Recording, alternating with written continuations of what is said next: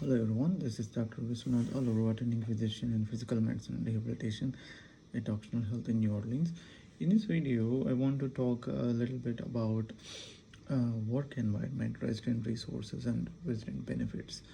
As an intern or resident, it's important that you have a decent work environment and a collegial work atmosphere for you to be able to perform your duties and responsibilities, and it's paramount when it comes to residency training.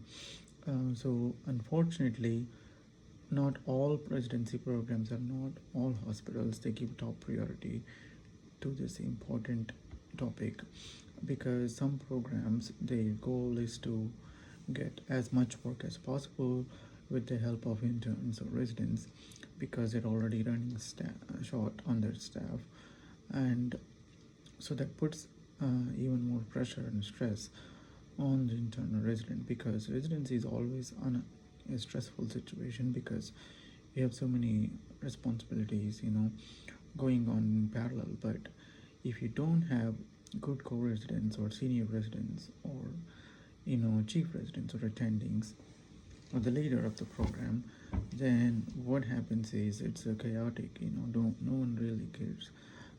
So that kind of situation, so some of these programs, they're like more like a malignant program where leadership doesn't care, your seniors or chiefs doesn't care, so they just dump work at you, and they expect you to do all the work, they expect you to stay longer. So when I say decent work environment, it's not only about work hours, like work ethics, and a friendly atmosphere where you residents helping each other or seniors helping each other, or your chiefs helping each other, attendings supervising you in a proper way, because of course we can't take away the work, or we cannot run away from the work, but as long as everyone trying to help each other, share equal responsibility in what needs to be done, and then that becomes enjoyable to work. So when I did my surgery residency as an intern, of course it's a busy hospital, and I never complained about the amount of work I have to do, and I never complained because it's a great, I would say it's one of the best programs, so they had a very good collegial environment, seniors, co-residents, attendings, so they're all very nice, and they helped interns and residents succeed, and then promote to the next year. So that's what it means when we say like a decent collegial work environment. And of course, the patient care areas, or charting rooms, or your didactic areas, or your call areas, like call rooms, of course they are also very important, because you are going to spend a significant amount of time in the hospital in all those areas. So it has to be designed in such a way that they help you to be able to perform your duties, responsibilities with less amount of stress. And of course you need to have a of course good food available, throughout the clock, like 24/7.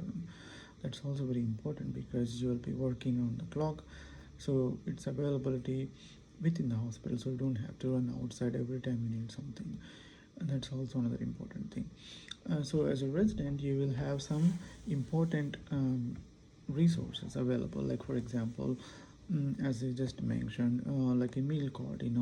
Residency programs, they should provide meal card to the interns or residents, and of course free parking, because you need to park your car, otherwise you'll end up paying a lot of money for parking, which is not good, because you won't be making a lot of money as an intern or resident.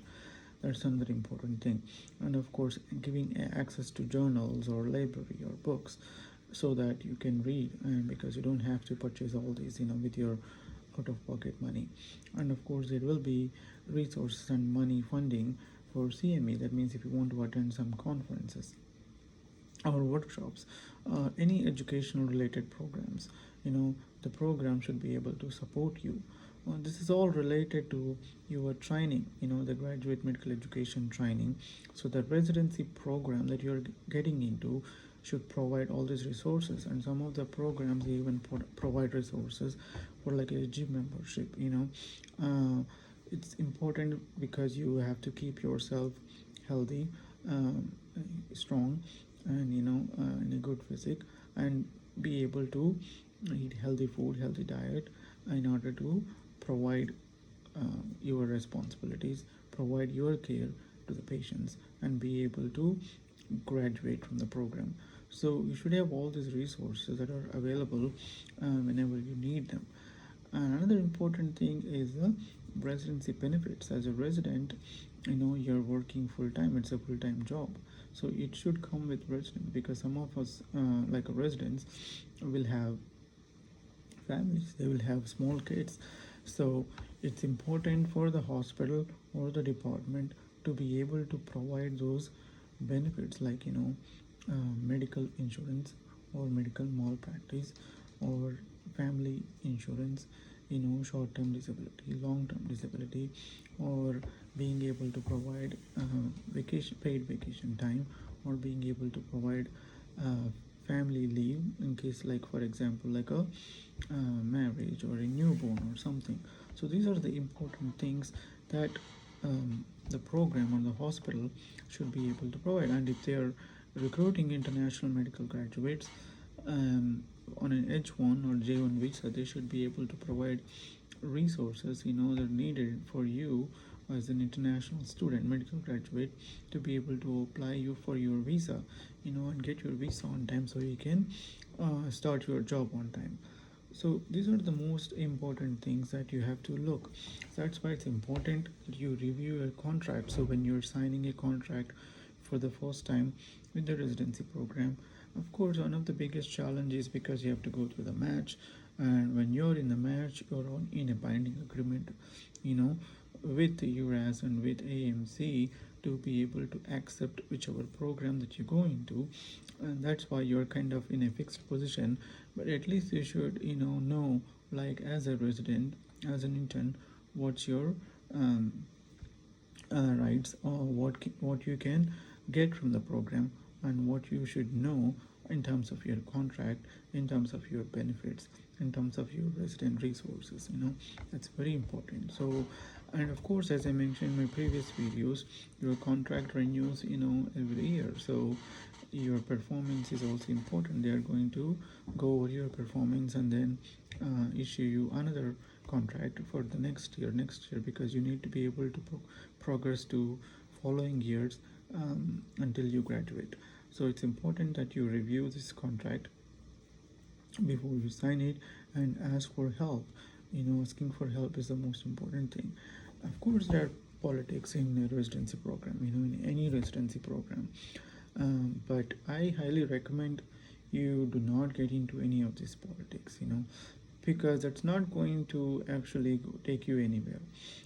Try to avoid these things. Your goal is to provide best possible care to your patients, and best outcomes for you and your patients, to be able to train and achieve the level of training and knowledge before you graduate from the program. But if you're running into some issues with your co-residents or seniors or chiefs or attendings, I highly recommend you go to your program director, have a one-to-one conversation with them, to see, like, what can the program director do to help you, to get you out of this situation. Same thing goes with, if you're going through some financial issues or personal life issues, or you need some time off. Please talk to your program director first, and see that what they can do to help you. In that way, it's not putting a lot of stress burden on you. It's also not putting a lot of stress burden on the other people in the program. That's very important. So in that situation, so the program director or the chairman of the department should be able to help you appropriately to get you out of the situation. There might be situations where you have to like move to some other state or some other program in the middle of the residency training. It happens several times. So just plan, talk to your program director, because they'll be able to help you appropriately. So these are the most important things, because the residency training is a long journey, minimum of 3 years, sometimes 4 years, 5 years, 7 years. So that's why you have to keep the program leadership or your program director mainly up to date from time to time, so that you can actually graduate from the program on time and with all the requirements that you need to in order to be able to practice after the training. Because our goal as a residency program for you to be able to graduate with all the requirements. Because when you apply for like a full independent physician license after residency, because they say that you are board eligible or board certified. So in order for you to be board eligible, you should be able to fulfill all the requirements before you complete your residency training. So that should be the goal for you. So with this, I'm going to end this video. In the next video, we'll talk a little bit about international medical graduates. What are the challenges for international students when they're in residency training, how to face those situations. Thank you. Have a good day.